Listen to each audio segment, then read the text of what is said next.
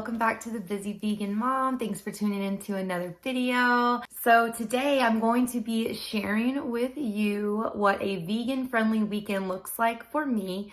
Full disclosure, the only two people that appear in the video that are actually 100% fully vegan would be myself and my youngest daughter. We make some Valentine's Day goodies that are all vegan friendly, as well as some other dishes throughout the weekend. And on Sunday, I'm showing you everything that myself and my youngest daughter ate that day. We kicked off the weekend on Friday with some spring rolls. All we did was chop up some purple and green cabbage along with some shredded carrots and wrapped them up in this spring roll paper here that we're using. And all you have to do is dip the spring roll paper into warm water for about 15 seconds so it forms a sticky consistency. And then you roll it up and dip it in your sauce of choice. We used a peanut sauce, and I am going to include the yummy recipe.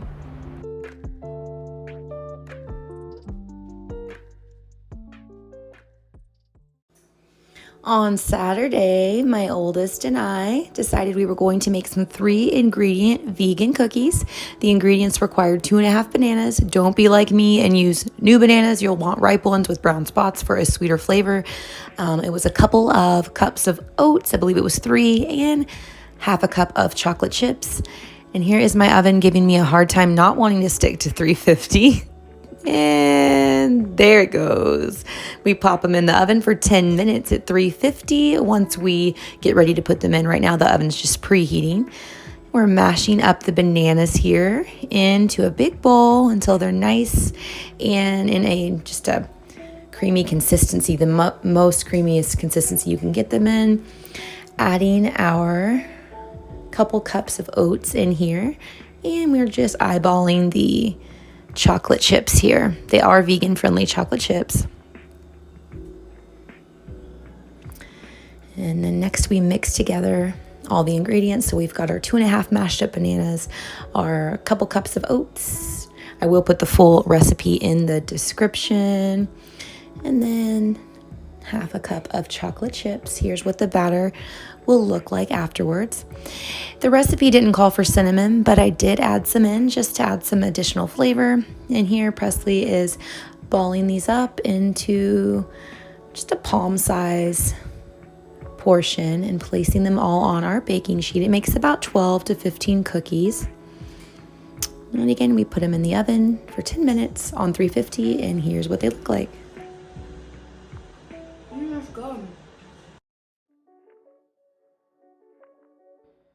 I am so proud of my 11-year-old. Check out this video that she made all by herself while we were making the vegan chocolate dipped pretzels.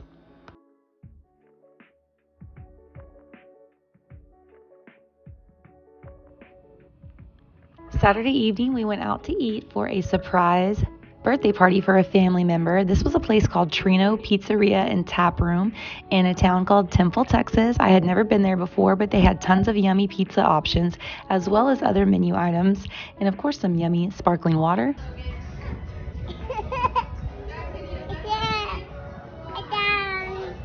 They even had an outdoor playground that Berkeley enjoyed, not to mention a live band. My vegan-friendly pizza. I was able to put so many yummy toppings on it, and as you can see, Berkeley thoroughly loved it as well.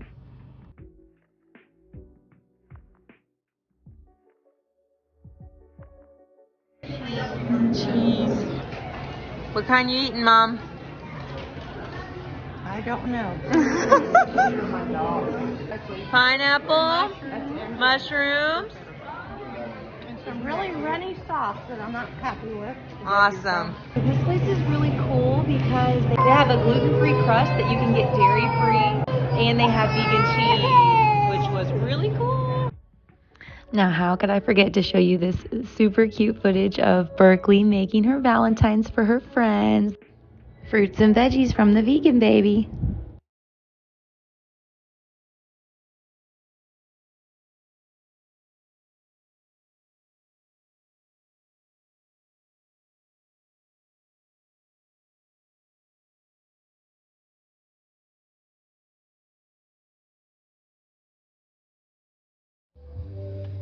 Sunday morning, you saw I started with some coffee, and when Berkeley woke up, she asked for some blueberries, which she loves to eat almost every day.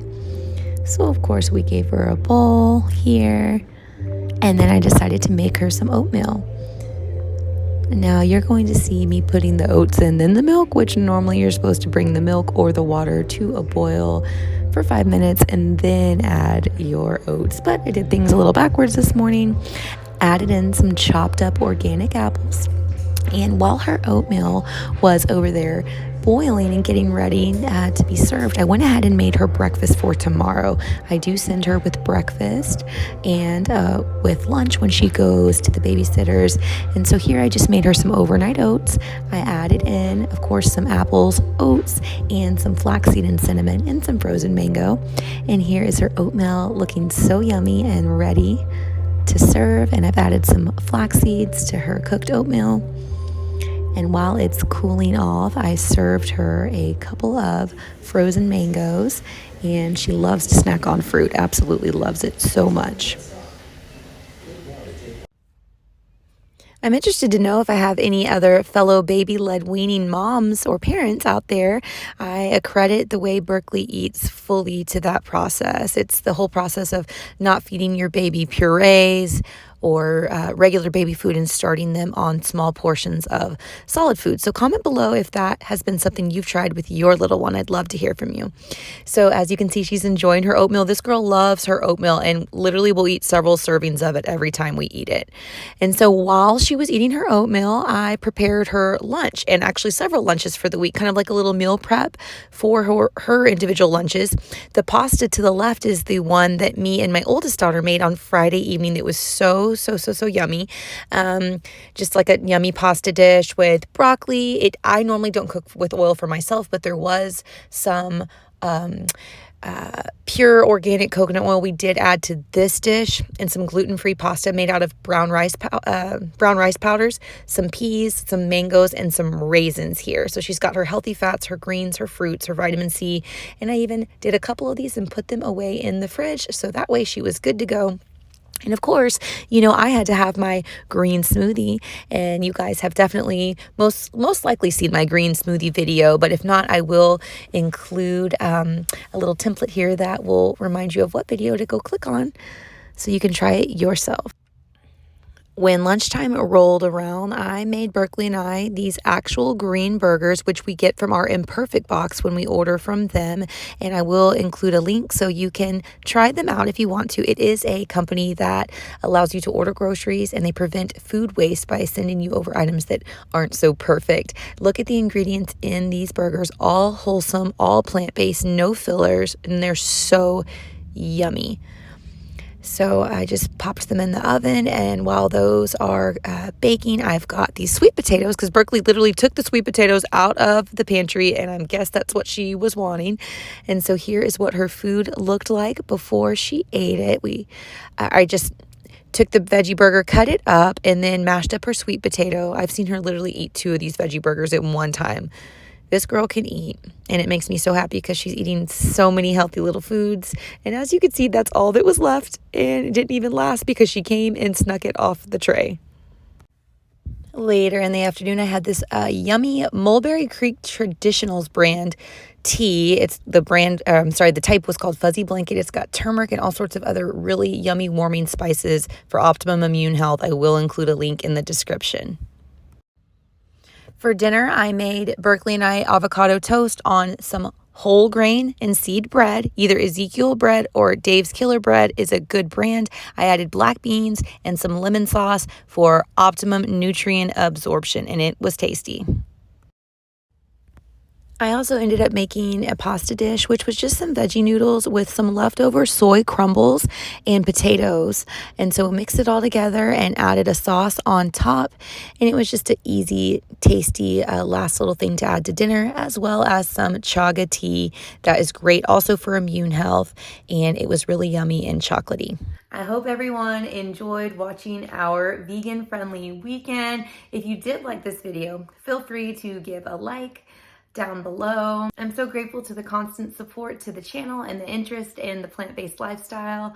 If anybody has any questions, please know that you are always welcome to email me at thebusyveganmama@gmail.com, and I will respond ASAP. So thanks again, everyone, for tuning in. I always welcome your advice, as well as advice regarding the channel, as well as your suggestions for future videos. So thank you so much to everybody for tuning in, and we will see you next week on The Busy Vegan Mom. Bye.